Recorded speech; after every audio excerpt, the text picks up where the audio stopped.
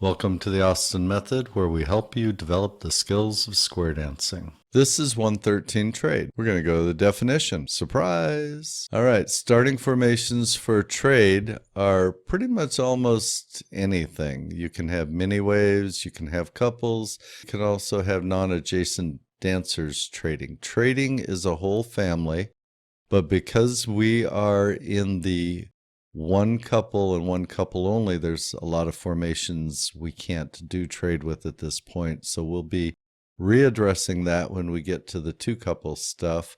We're not going to work much here. Certainly some good information about the definition of trade, but we're going to be working from our own definitions. So let's go back to the main screen.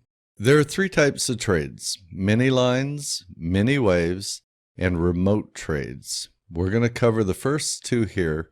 The third will be covered at a later time. No matter which type it is, the definition of trade is always the same.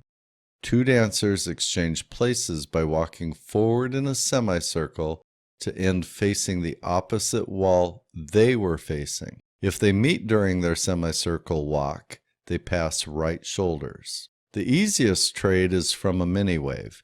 You simply stay connected, walk forward to change places, but facing the opposite wall you were facing. The next is from a mini line, or a normal or half sashayed couple. From a couple facing the same direction, both walk forward in a semicircle. After dropping hands, the dancer on the left makes a bigger circle to go around the dancer on the right, thus passing right shoulders, supporting the right shoulder passing rule. This call is greatly facilitated by communication through the hands. A well-timed motion to the rear will get both dancers turning and moving in the right direction. For more on this, go to the general tips to see about handholds, formations, and frame.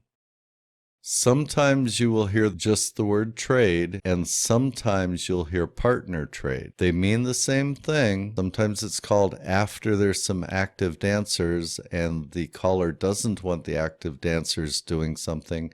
He wants partners to trade. It doesn't affect the definition. It just affects what the caller wants you to do at that moment.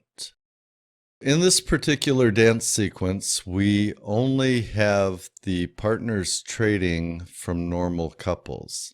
That is not a restriction. It just happens to be the way we wrote this choreography. Trade can also be done from half sashayed couples. Let's add a half sashay here, and then a trade, and another trade.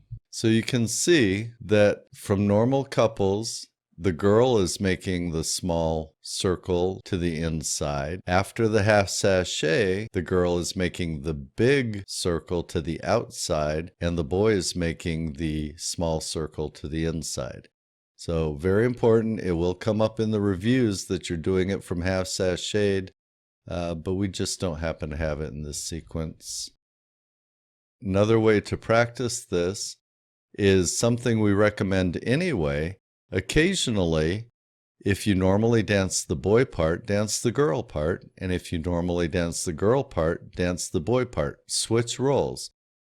Do this often as you feel necessary with all the calls. It really helps solidify the call and let you know what the other side feels like, so that either you can empathize with them, or when it's half sashayed, if it's a non-gendered call and you're called on to do it from that side, you'll be more familiar with it. 113 trade. Bow to your partner. Girls run. Partner trade. Trade again. Trade again. Boys, you turn back. Partner trade. Trade again. And you should be home. Thank you for visiting the Austin Method. We hope to see you on the dance floor soon.